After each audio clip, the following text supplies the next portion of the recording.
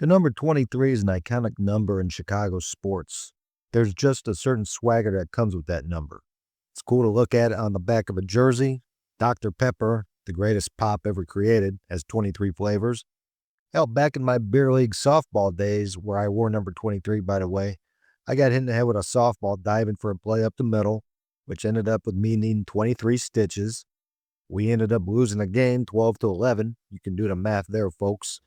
And when I got discharged from the hospital after receiving said stitches, the timestamp on the paperwork was in military time, 23:23.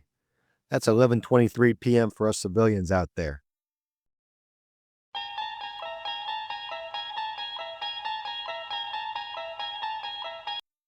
I wish I was making that up for dramatic purposes, but I got the scar in my head to prove it. It's true. Hold on a second. Anyways, that's enough for now about my legacy in softball. I want to discuss why the number 23 is more synonymous with Chicago than any other number in any other city. Yeah, I get that there are other important numbers in other cities. Pick a Yankee, Ruth, Gehrig, Mantle. 7. 7 Costanza. You're serious? Yeah. Oh, it's Mickey Mantle's number. So not only is it an all-around beautiful name, it is also a living tribute. It's awful. I hate it. All right, let's just stay calm here. Don't get all crazy on me. DiMaggio, Jeter. Baseball fans know these names, and a lot probably know the jersey number associated with the player. Larry Bird made 33 famous in Boston. Wayne Gretzky in 99 in L.A. You get the picture. But in Chicago, we got 3 Hall of Famers from 3 different sports who donned the famous number 23, plus a few other good ones too who aren't Hall of Famers but are still remembered in Chicago. Now, how many other cities have 3 Hall of Famers from 3 different sports that wore the same number? And by sport, I mean the 4 major sports in America. So shit like the Pro Indoor Cornhole League or some esports garbage, and especially soccer, don't fucking count. And I'm also only counting players who are either synonymous with the team or at least played a significant portion of their career with them. So with the qualifications established, by my count, there are 2 other cities with this distinction, Houston and Los Angeles. So Houston and number 34 make the list. You got Hakeem Olajuwon. Damn, was he fun to watch. Remember when centers were centers in the NBA? You got Nolan Ryan, who wore number 34 with the Astros.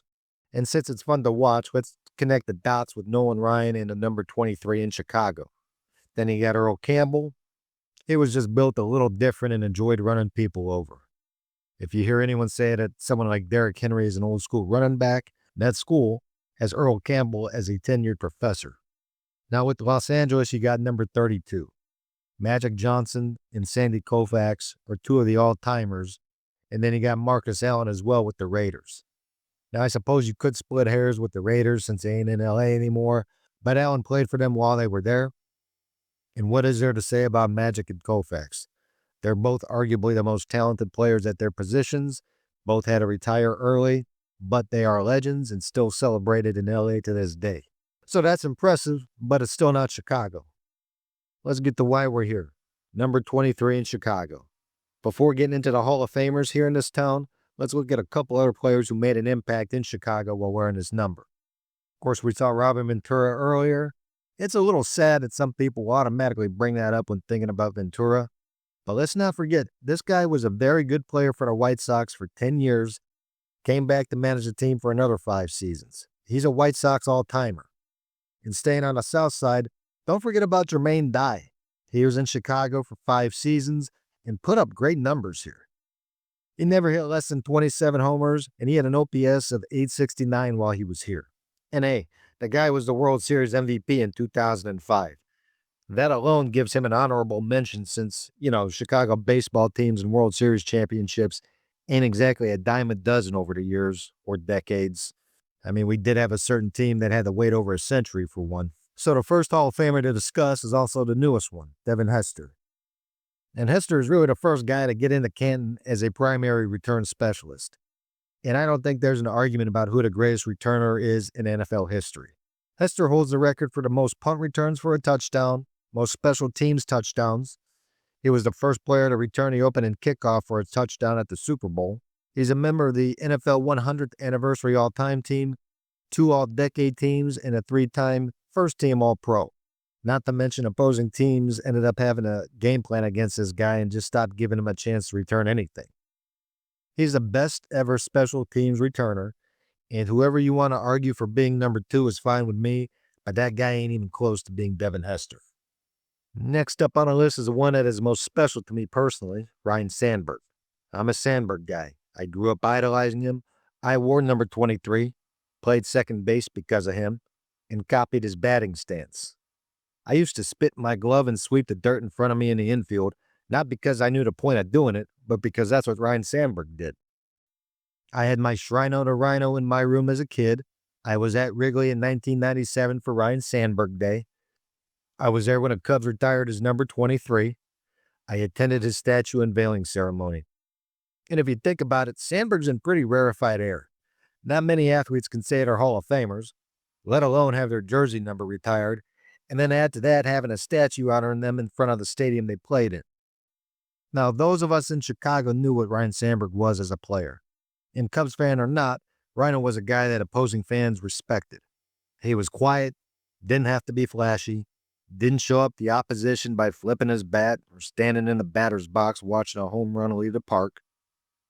And he was more than productive at the plate, in the field, and on the bases. He may or may not be the greatest second baseman of all time. Those of us that are Sandberg guys will argue for him all day long. I do know that of all the people I've run into that say Ryne Sandberg was their favorite player growing up, not once have I heard someone say that another player replaced him in that category. Rhino was loyal to Chicago and the Cubs, and his fans were loyal to him. And I'm so glad he was able to be part of the 2016 Cubs championship festivities. Sandberg and so many other Cubs greats from the past deserve to be a part of it. I'm also glad that as quiet as Sandberg was as a player, he finally opened up years later and became a great ambassador for the Cubs. And I believe it strengthened his bond with the city and the fans. And when he passed away in 2025, the way the Cubs honored him by having the entire team wear his number 23 during a game should tell you all you need to know about what he meant and what his number signifies in Chicago. All right, now on to the GOAT. It's Michael Jordan, not Kobe, not that whiny little bitch LeBron. It's Jordan, period. We all know the legacy he has. We know the championships he won. We know how he elevated his teammates. Jordan was just wired differently. You hear stories about his competitiveness. He was a dick to his teammates at times, but the guy's only goal was to win, and he obviously did plenty of that. While he was doing that, and even before the championships came, Jordan became an international star. Honestly, he's one of the most famous people to ever live. It's kind of weird, but it seems like there's a handful of people that automatically are ingrained into a person's head from the minute they're born. If you've never watched a second of a basketball game in your life, you know who Michael Jordan is. Just like people automatically know who Babe Ruth is or who the Beatles are. It's just one of those things. And because everything Jordan was and the marketing behind him, number 23 is probably the most famous jersey number that ever was. Kids all over the country would want to wear number 23, regardless of the sport they were playing. Ask a casual sports fan or even a non-sports fan what number Jordan wore, and I bet the majority would know. To an avid sports fan, if you're looking at a blank screen and all of a sudden number 23 comes up, I would think most, if not all, would have an image of Michael Jordan pop in their head. And just to solidify how important that number was for Jordan and Chicago, remember when a guy came back after his baseball stint? Number 45 on the back of a Bulls jersey with Jordan above it not only didn't look right, but it didn't feel right either. And after that little experiment shit to bed, Jordan went back to 23. And when 23 came back, so did the championships. So I don't think there's much of an argument to be made for the significance of number 23 in Chicago sports history. And I don't think any other number means more to a city than 23 does to the Windy City. And if you disagree, tell me which number means more to which city and why in the comments below. You can also let me know which Chicago 23 means the most to you. The Bears are who we thought they were. And that's why we took the damn field. Now, if you want to crown them, then crown their ass. And the Chicago Cubs win the World Series. He gone!